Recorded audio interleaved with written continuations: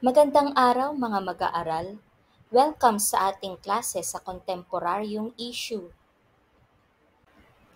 Handa na ba kayo para sa ating unang paksa para sa unang markahan? Ngayong araw, ang ating paksa ay ang kahalagahan ng pagiging mulat sa kontemporaryong issue. Mapag-aaralan natin ang tungkol sa lipunan, kahulugan ng kontemporaryong issue, at ang pagkakaiba ng isyung personal sa isyung panlipunan. Tara na at simulan na natin ang ating aralin. Para sa ating unang gawain, ay nais kong pansinin ninyo ang inyong lipunan o kaya naman ay ang inyong paligid. Subukan mo ang ilarawan ng iyong lipunan. Ano-anong mga suliranin ang iyong nakikita? Sa pag-aaral ng kontemporaryong issue, marapat na tayo ay maging mulat sa mga nangyayari sa ating kapaligiran upang maisa-isa natin ang mga suliraning kinakaharap nito.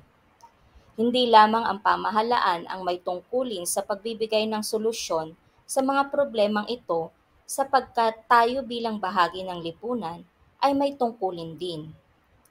Ikaw bilang mag-aaral ay makakatulong din sa paglutas sa mga isyu at hamong panlipunan.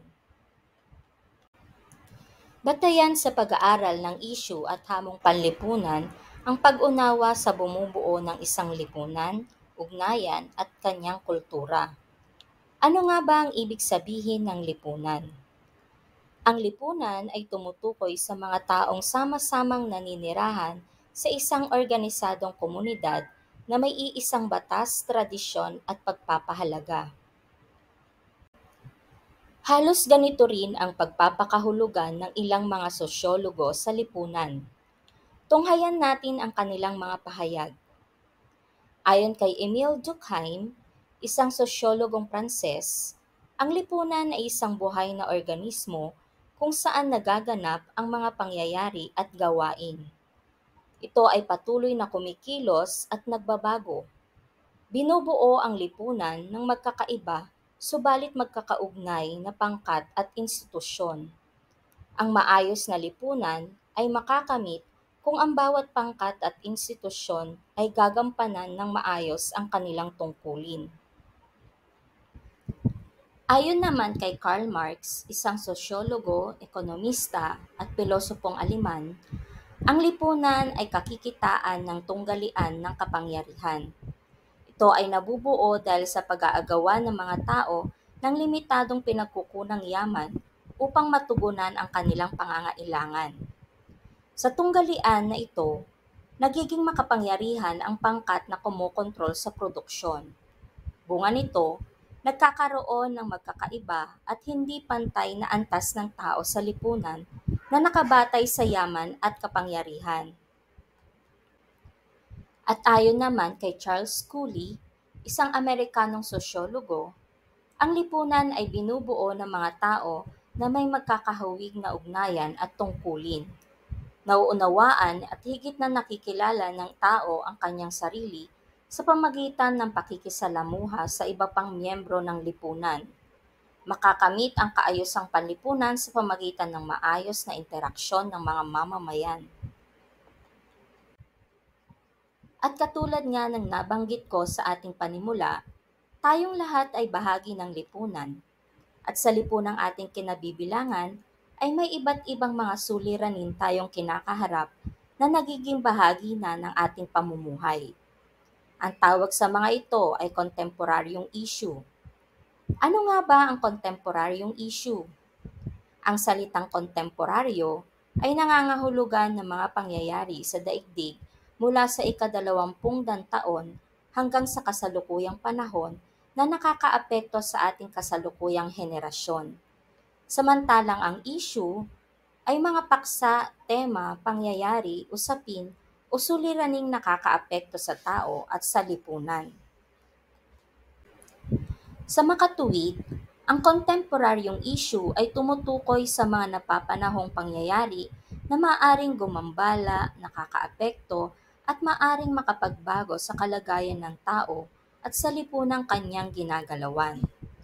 Subalit, hindi may iwasan sa ating lipunan ang pagkakaroon ng hindi pagkakasundo o pagkakaunawaan ng mga institusyon, mga pagkakaiba ng pagpapahalaga at paniniwala, at pagkakaiba ng opinyon ng mga taong kabilang sa magkaibang social groups. Ang hindi pagkakaunawaang ito ay maaaring magdulot ng iba't ibang issue at hamong panlipunan. Kailan nga ba nagiging isyong panlipunan ang isang issue? Isang pampublikong usapin ang isyong panlipunan. Sa makatuwid, nakaaapekto ito hindi lamang sa isang tao sa lipunan, kundi sa malaking bahagi mismo ng nasabing lipunan.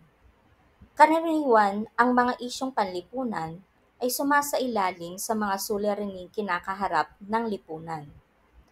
Ano nga ba ang kaibahan ng isyong personal at isyong panlipunan? Ang mga isyong personal ay sinasabing nagaganap sa pagitan ng isang tao at ilang malalapit sa kanya. Ang solusyon sa isang isyong personal ay nasa kamay ng individual. Halimbawa nito ay ang pagtatapon ng basura ng inyong kapitbahay sa inyong bakuran. Maaaring masolusyonan ito sa pamagitan ng mabuting usapan. Samantala, ang isyong panlipunan ay isang pampublikong bagay. Karaniwang kaugnay ito ng krisis o suliranin sa mga institusyong panlipunan. Mga suliraning ito na nakakaapekto hindi lamang sa isang tao, kundi sa lipunan sa kabuuan. Ang halimbawa naman nito ay ang kawalan ng disiplina ng mga tao sa pagtatapon ng basura kung saan-saan. O kaya naman ay ang kawalan ng tamang pagpaplano ng lokal na pamahalaan ng pagkuha ng mga basura na nagdudulot na ng pagkakasakit ng mga tao sa komunidad. Nauunawaan niyo ba ang ating aralin? Kung gayon ay magbigay ng halimbawa ng isyong personal at isyong panlipunan. Ipagpapatuloy natin sa susunod na araw ang ating aralin. Ipagpatuloy lamang ang pagbabasa ng mga susunod pa nating mga paksa para maging handa kayo sa susunod nating klase. Basahin ang mga kasanayang kailangan sa pag-aaral ng kontemporaryong issue at ang kahalagahan ng pag-aaral ng mga kontemporaryong issue. Naway marami kayong natutunan ngayong araw. Inaanyayahan ko kayong mag-like at subscribe upang ma-notify kayo sa susunod nating aralin. Hanggang sa susunod na pag-aaral, mga mahal kong mag-aaral, magandang buhay!